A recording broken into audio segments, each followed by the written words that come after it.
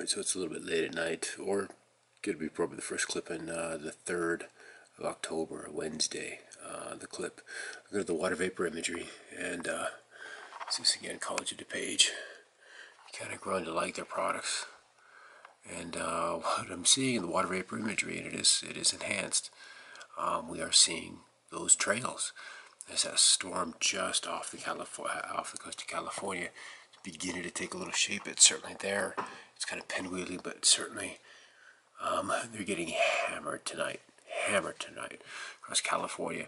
I'm up in here, and we had a pretty calm day. And so I fully anticipate that I'll end up with these trails, the leading edge of this stuff that's in the Great Basin of California here by tomorrow, probably by daybreak. I was just outside on the dog's potty before bedtime, and I had 4 planes, I could see in the sky. One passing in front of the moon, and it was dropping a fairly substantial one. It didn't last a long time, but nevertheless, they're out here leading, out here teasing, bringing in the storm. Alright, tomorrow's time lapse should be rather interesting. And in California, you're getting hit yet again.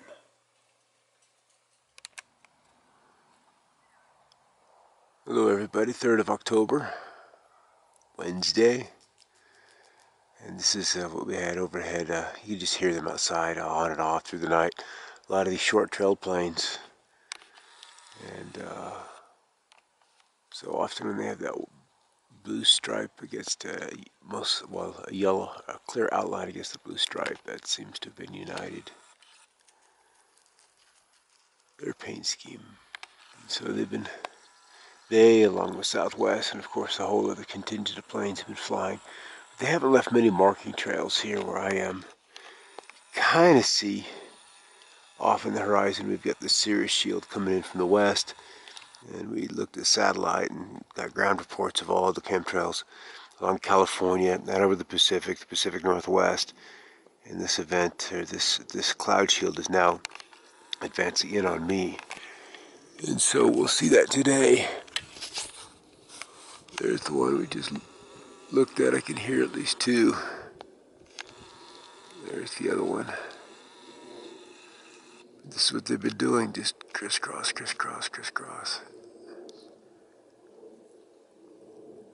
Let me get out ahead of them and see if we can. Definitely a smaller plane. So, otherwise we've got pretty blue skies.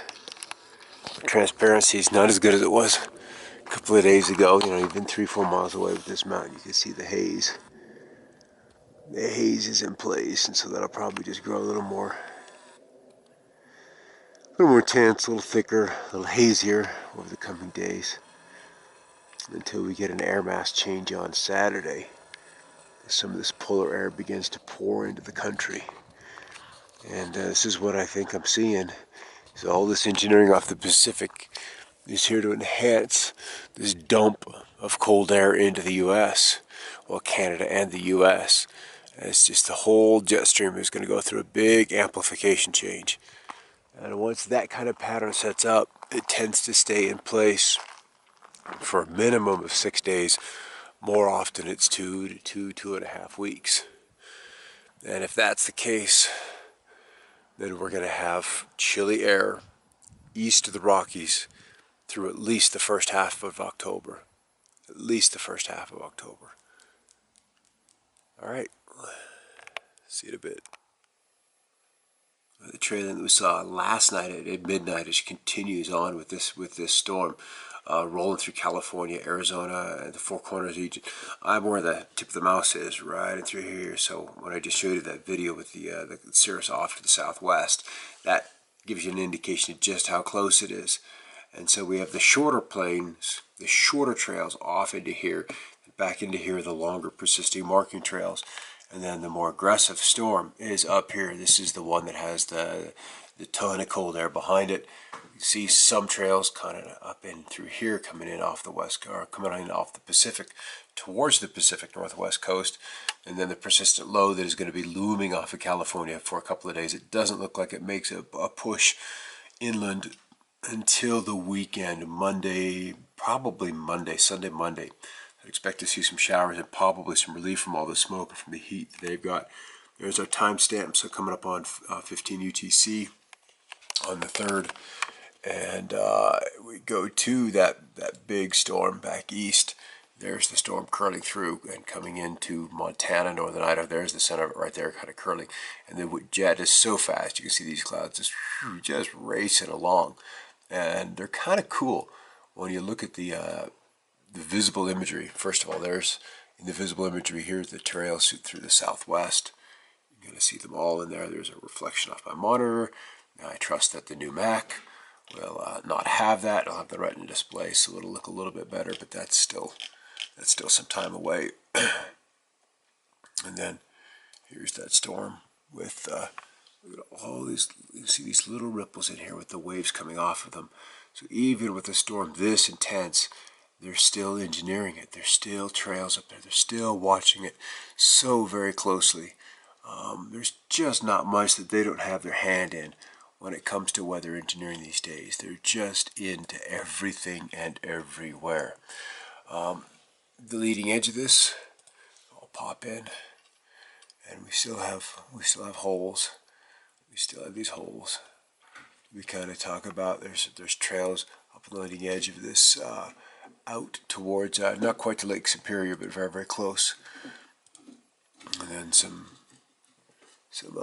odd geometry in the clouds as we move through the southeastern states, as they're still trying to get this storm to leave Georgia, leave the Carolinas, leave the eastern seaboard, but it's still bringing water, and that's something that they desperately need. They need water. So we still have more holes in Missouri. You can see them just punched in and through the clouds, and even have a bit of an outline right here, kind of a squarish outline with a hole on one of the corners, a hole at the other corner.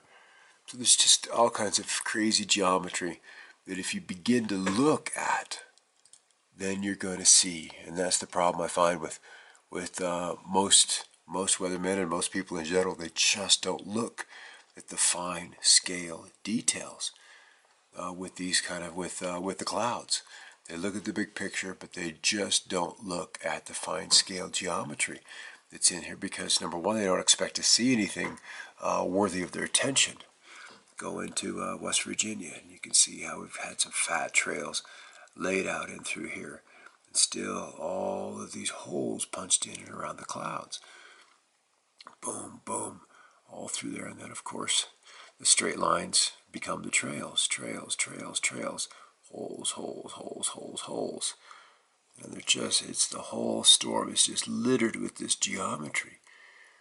And that way they can keep the rains from becoming a large-scale event. They keep it small scale, they keep it little, they keep it weak. And then the storm, which would have delivered a lot of rain, essentially just kind of limps off the coastline.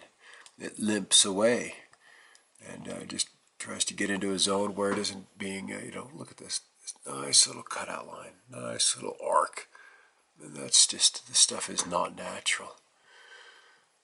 So even though with all the clouds, there's still plenty of trails in here, and just share your stuff. Share your stuff. All right, head outside and see what we've got going in our skies, and we'll see how this storm in the southeast evolves. But this one up here, this one heralds the arrival of the first serious fall-like weather event for the continental U.S. and will bring widespread frosts to the northern Great Plains states and to the Great Lakes over the next 96 hours or so. That leading edge of cirrus clouds is approaching. You can see we've had a trail right through the tops of some of these clouds. Funny how these trails are so interested in these little bitty cirrus clouds. You're not going to find commercial planes doing that. These chemtrails are interested in these cirrus clouds. And it was the precise placement of these trails as they went through or just over the top of these little tiny cirrus kind of fall streak-like clouds. And it was that I observed happening over and over and over again in the spring of 2005. It kind of gave me one aspect of my aha moments for the purpose of these chemtrails.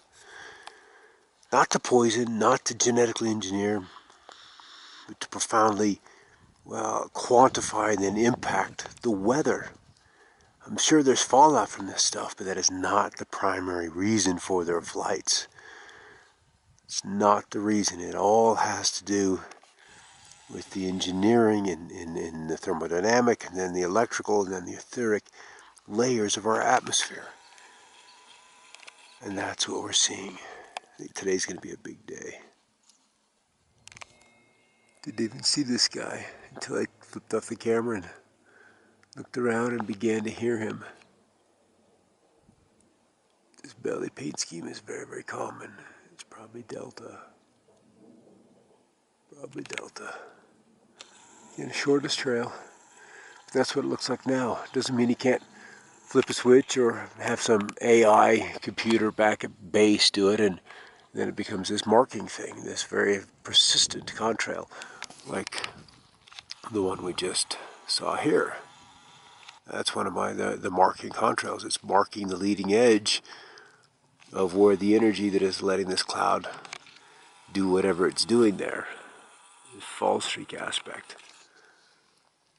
So contrail is only a contrail when it's supposed to look like one. This way it can kind of slip into regular traffic as it moves back and forth, and flip the switch and leave a big old stinky long one, and then turn it off, and then just kind of sulk off to the next spot.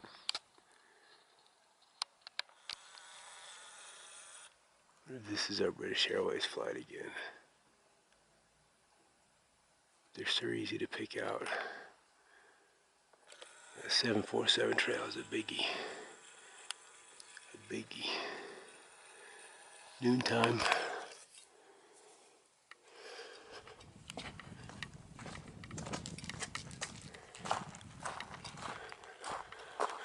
And he's, let's see. I'm not going to be able to get tail numbers because I'm in the shadow side.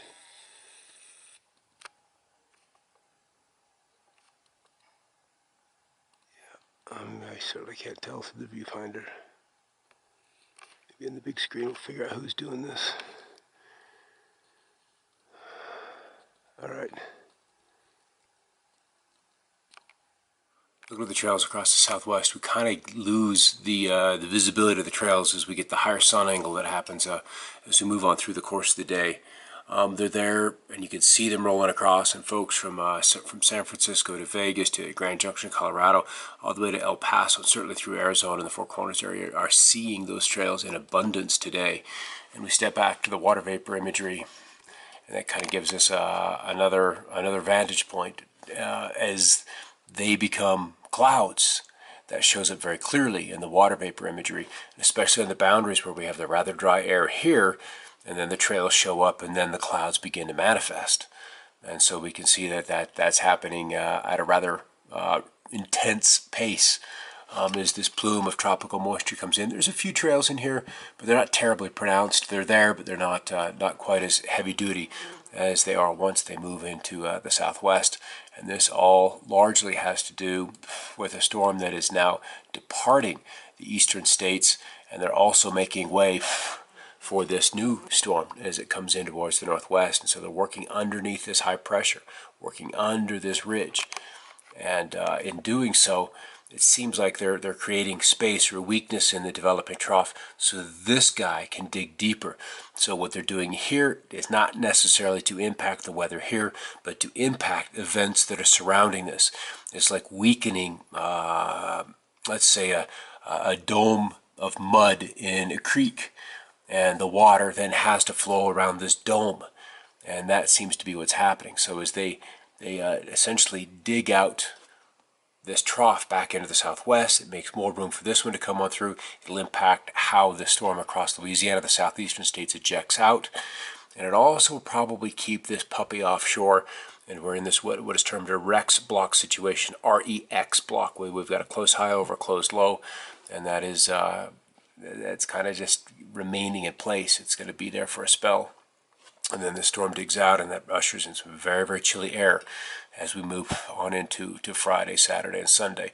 So much, much colder conditions are going to be in place across the nation as we move on into this month of October. And even as we get into, Sunday morning, we've got this Rex block situation in place, but this low begins to send little spokes of energy inland, and it'll be laced with trails, and we might actually see some showers. But the biggest impact for California will be cooling weather, and then maybe some general light rains as we move through Monday and Tuesday next week. If this global forecast system model, this GFS, and it was issued this morning, and it's valid for Tuesday morning, the 9th of October. If this GFS model is correct, then finally some rains begin to show up in California.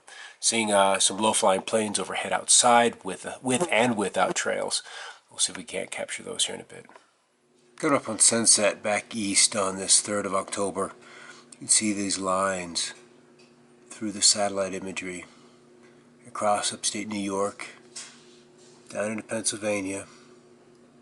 You can see these lines. Each one of these lines was a track that a plane made, a hole, a line that created a condensation. And you can see that these are different than these other chemtrails. You can see there's a difference. Why the cloud is doing this is what's open for debate. See all of the tracks. So quite a bit of engineering going on across the northeastern state, underneath this low cloud, scud and showers and so forth that they've got going on back here. There's a lot of light rains, but there's just a whole lot of unnatural texture. A lot of unnatural texture that's going on with these clouds. And from below, you just can't see it. And even at aircraft level, it's tough to see it. You just aren't going to be able to pick it all out. But once you're up in space and you're at the space station, you can see all of this. And I would be fascinated to have a talk with this. Look at this.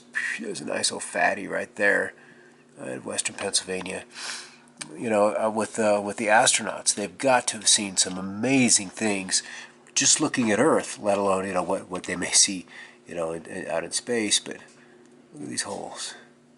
Look at this. Perfect. This is perfect. I mean, this geometry is just crazy perfect.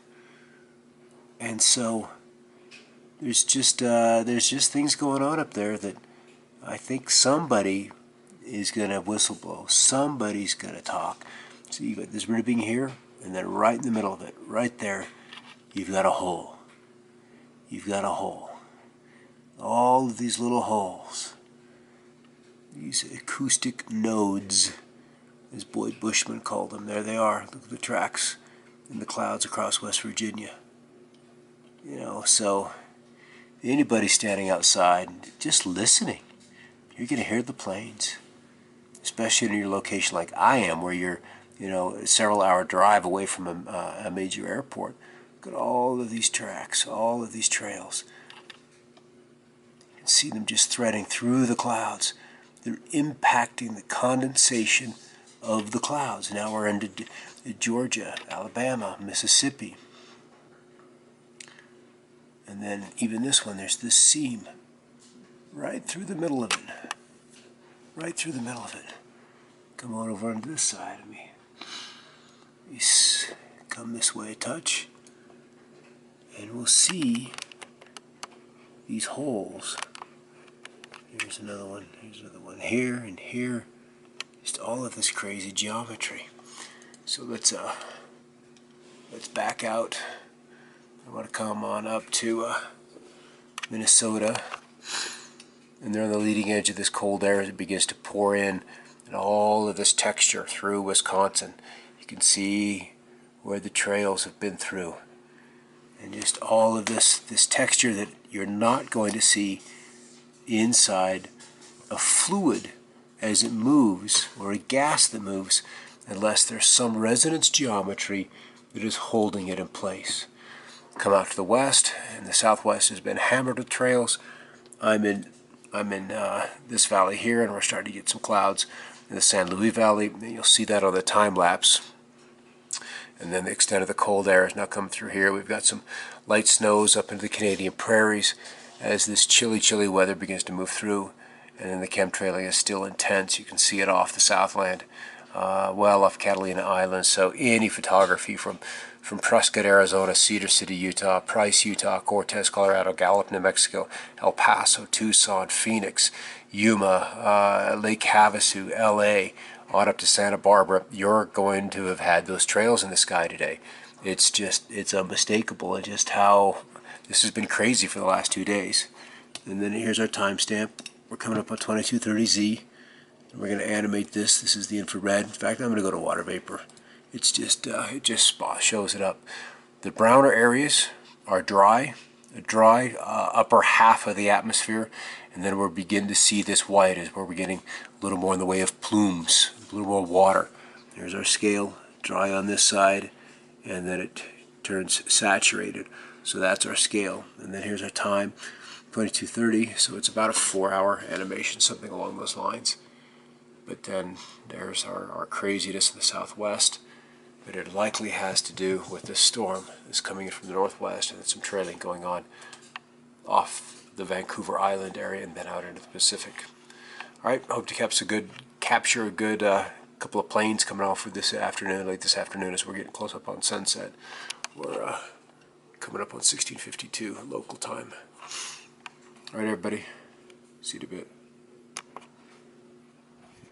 The breeze has settled in. It kicked up about noon o'clock. If you're tuning into the presidential debate and watching some of the pre-party activities outside, the wind kicked up there as well. It's kind of intense in Denver, not quite as bad here.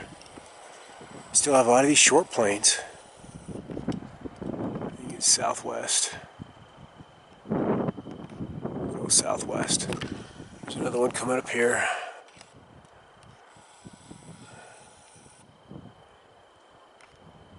They've all got the wingtips on the end. Every chemtrail plane I've ever seen has the wingtips, without exception. Noticed that years ago. So this is a short trail. He's about to pass overhead.